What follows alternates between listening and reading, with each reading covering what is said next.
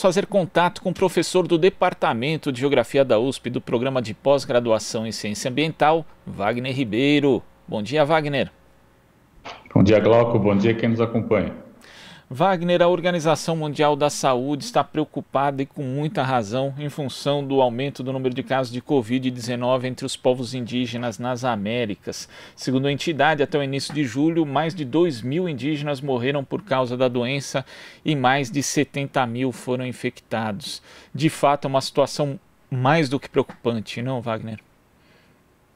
Não há dúvida, Glauco. Nós temos que acompanhar isso com muita atenção, porque nós podemos estar diante aí de um massacre, né? Alguém usou recentemente a palavra genocídio, mas de qualquer modo é uma situação muito preocupante, né? E o caso brasileiro, infelizmente, Glauco, ele acaba sendo o grande protagonista negativo nesse processo, né?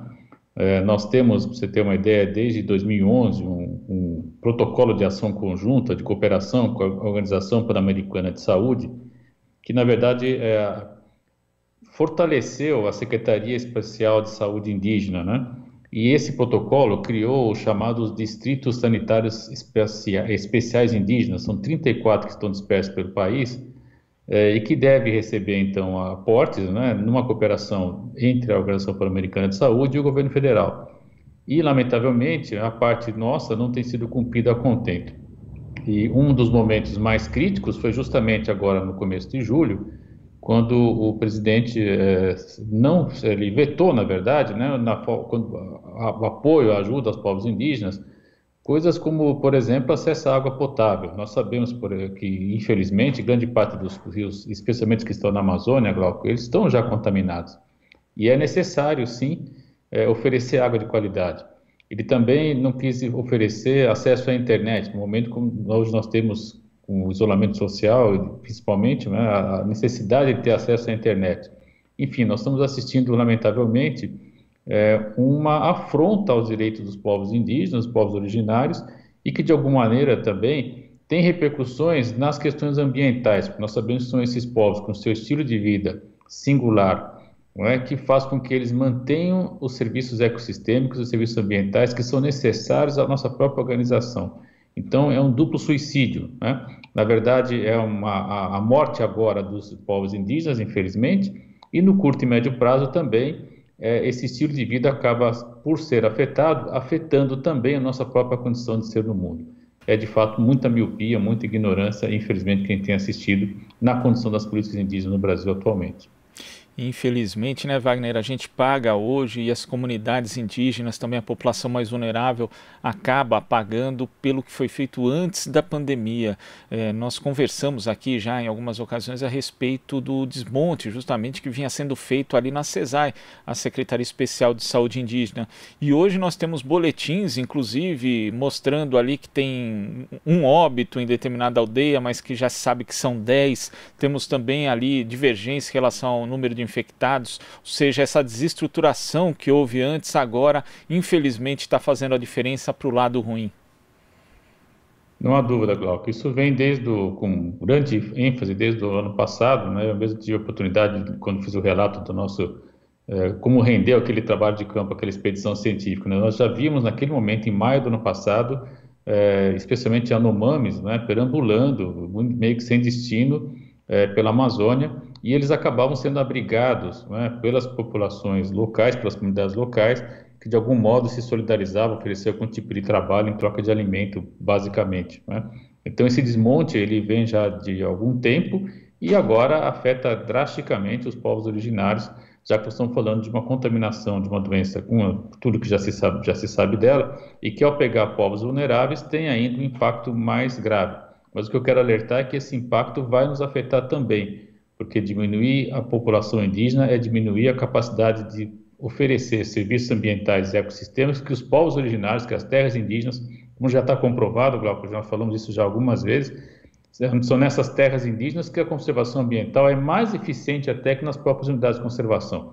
Então nós estamos, na verdade, também nos atingindo quando achamos que estão lá longe, afastados, não tem nada disso, ao contrário.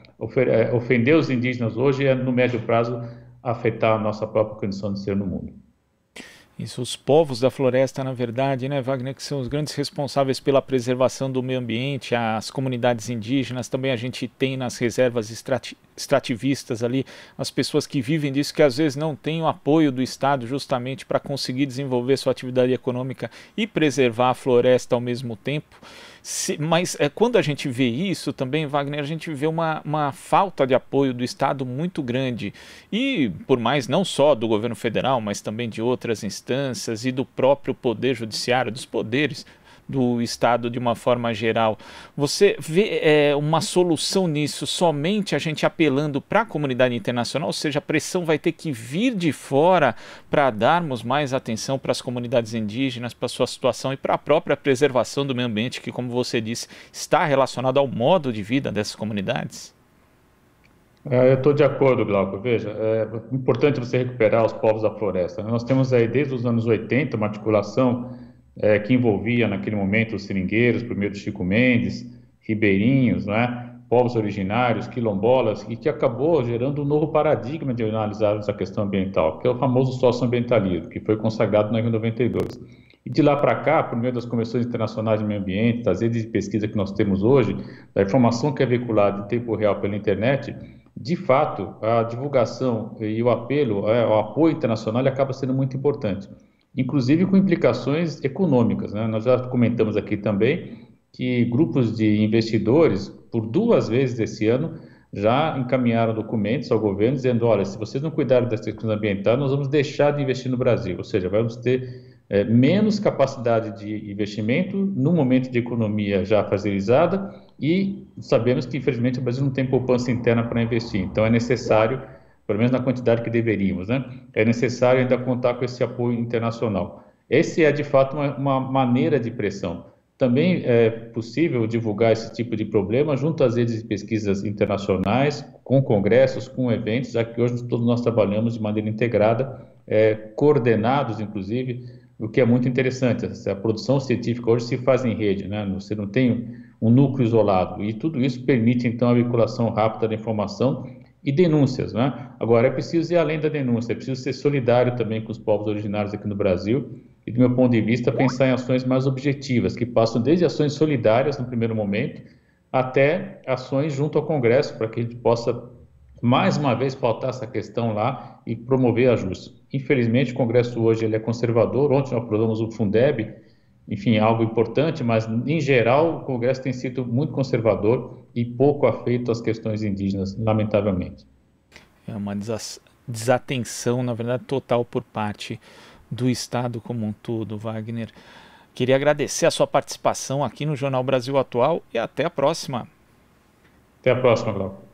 Conversamos aqui com o professor do Departamento de Geografia da USP, do Programa de Pós-Graduação em Ciência Ambiental, Wagner Ribeiro. Aqui você ouve as notícias que os outros não dão. Jornal Brasil Atual.